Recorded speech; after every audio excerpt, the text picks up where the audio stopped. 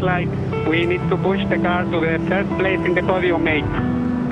Yeah, this is what I like to hear. Ooh la la, that's nice, thank you. It feels unreal. It's still, I can't, I mean, probably tomorrow morning I'll realize a bit more. But it's just such a good feeling. Thought about when I have my first podium, because I was confident it's going to come at some point, how I'm going to react. People start to know a bit my story, and I didn't react the way I thought, because it's still so unreal. It just feels so good, because when you go through so much struggle on a professional and personal level, and then things start to come together, slowly but surely, even if it takes time, at the end of the day, the reward is massive. If you race F2, you wanna make it to F1, and it has always been my dream, but I've always been very realistic, and it's very complicated to actually make it happen. But as long as I'm still here, I'm gonna go for it.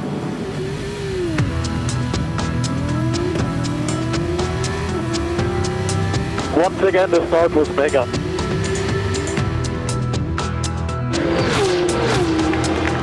Home race for Campos, all the shareholders of the team were here, the team sponsors, my sponsors, and taking that decision was super tough.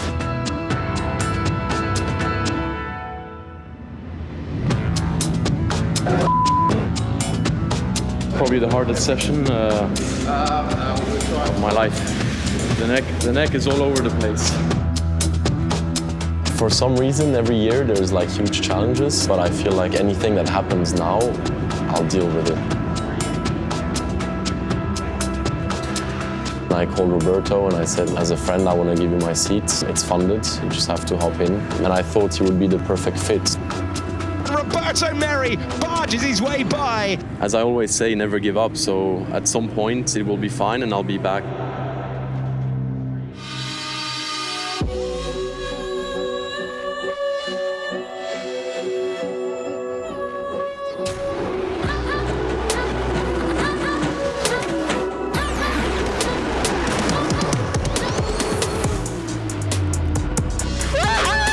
What a race ever.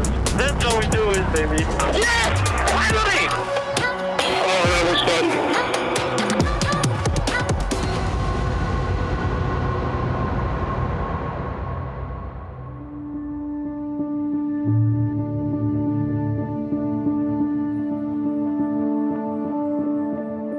Well, it started out horrible. I had high expectation. Then we came into Barcelona and around Baku, where it really started to become better. I was starting to qualify in the top 10 and so on. I got my first win in Baku, which really boosted my confidence, and it really made me a bit more relaxed about everything.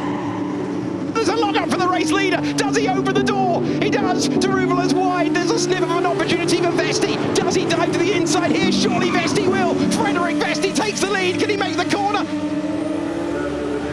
Yes! Yes, yes, yes! Well done. Bravo, Fred. Good job. Let's go, team. Thank you. Good job to you.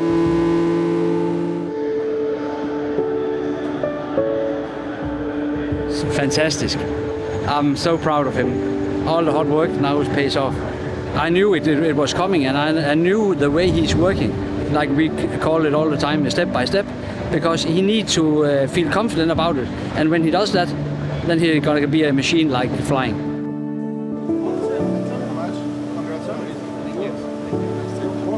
Every driver adapts differently to F2. The running time is very little. We have been starting the season on tracks where it's not easy for a rookie, but Fred just improved step by step. Like it's in his mind to do it that way, and clearly he's getting better every round, getting the confidence, starting to understand more the car, what he needs on the car, and yeah, it's good. I'm going to head back. Happy birthday. Enjoy it. Congratulations as well. Enjoy, man. Have a good one. Baku race win was a very important point in my F2 season as well, because it has been months of suffering and bad moments, and everyone was wondering what's going on, and all of a sudden that win came and everything changed.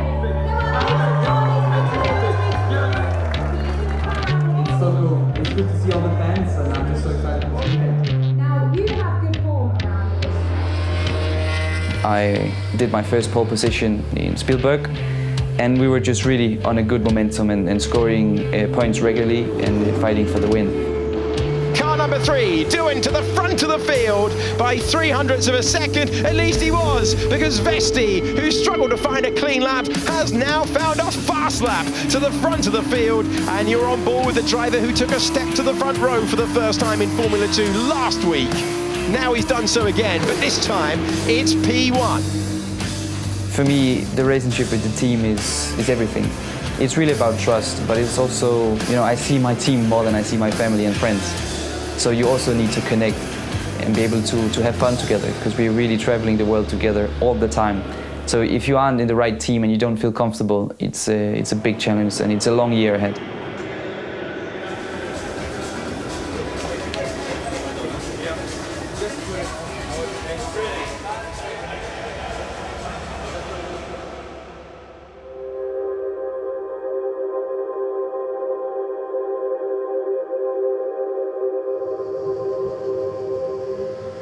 I think the closer you get to F1, the older you are, so the more you start realizing the consequences of not delivering good results. But it's really that same mentality that it's important that I keep in F4, in F3 and F2. It is more serious, sure. The budget is one. The possibility of not being a racing driver next year is another thing you need to deal with. But still, it's the same joy that when you're 8 years old, that still is there and needs to be there. There are so many good driver pairings this year on paper, but Pourchaire and Vesti suddenly firing on all cylinders.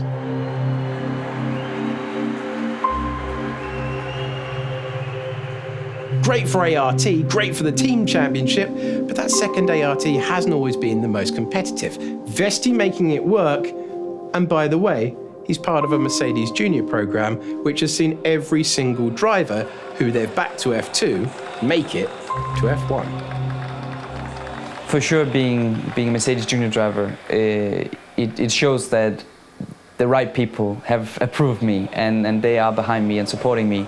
We know that Fred he still can end up in top 3 in the championship, and he will probably need a second season in Formula 2, because anyway, the windows to get in Formula 1 are pretty poor, actually, so we need to keep him close to us in Formula 2. We need to keep developing his preparation for Formula 1, and if end of next year the time is right to get him in, then it will be perfect. If not, we will have to wait a bit more, but time will tell.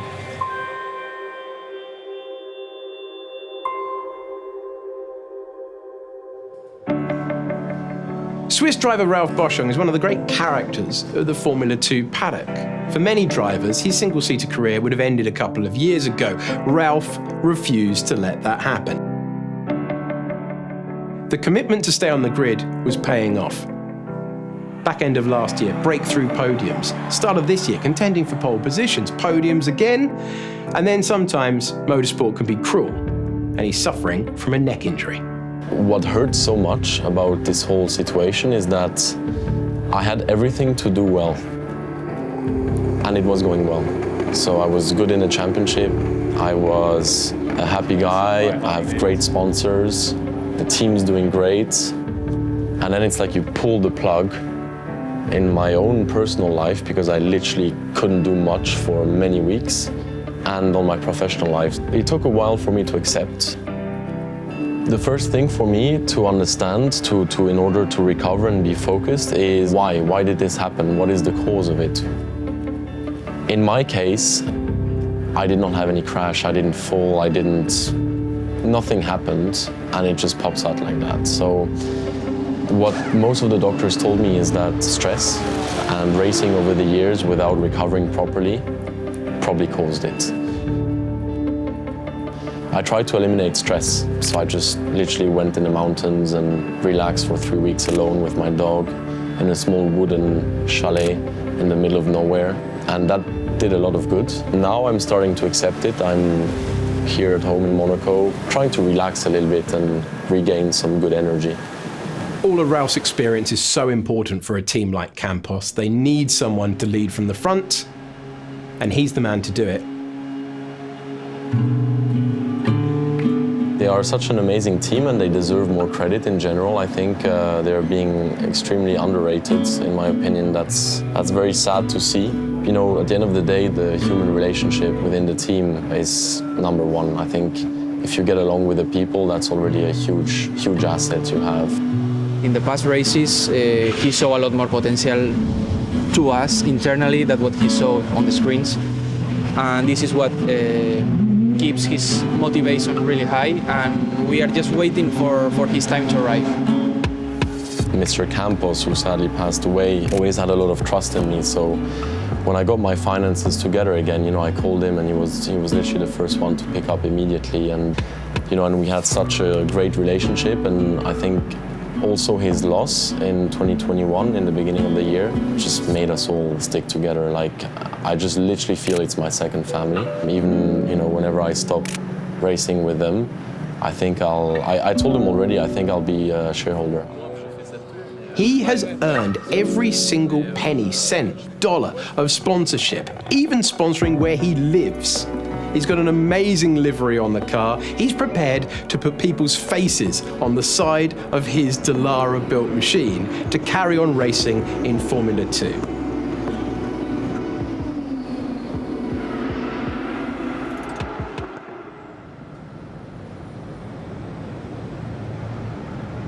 Yeah, it's a very nice view here. I enjoy it. Actually, you can see the track, Casino Square. You see a little bit of the track, which is quite nice.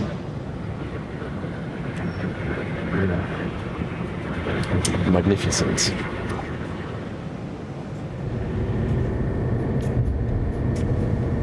Funny story, one time here, Charles was crossing the road with his girlfriend and I nearly crashed into him. Like literally, I didn't see him, he was on the blind spot. I'm not sure he recognized me because we used to race together. To be honest, like, I mean, that's not to hide it from the camera, but it's still not sure with the neck injury. There is still the very big risk that this is it. The doctors obviously said if I do come back and it just comes back like it was before, it's probably a sign that I need to stop racing. Big improvements over the last couple of weeks, and I kind of took the decision with the doctors, with my sponsors and the team to come back to Spa because we think it's worth a shot. So yeah, very glad to be here. This is great to see. Swiss driver Ralph Boschung, who's been suffering with severe facet syndrome, which has been affecting his neck. He's back in the car, and the man that raises every single cent, dollar, you name it, of his sponsorship is back racing in Formula 2.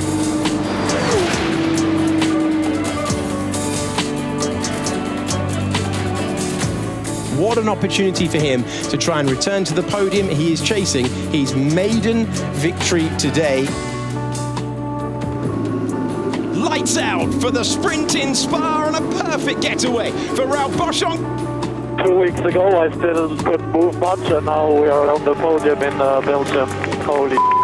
It's good feeling, you know, but yeah, it just feels, even though, okay, it's not a win, but it's still a podium. So when it goes down, it's a proper down, and when it's up, it usually is quite high up. So I'm just as volatile as Bitcoin.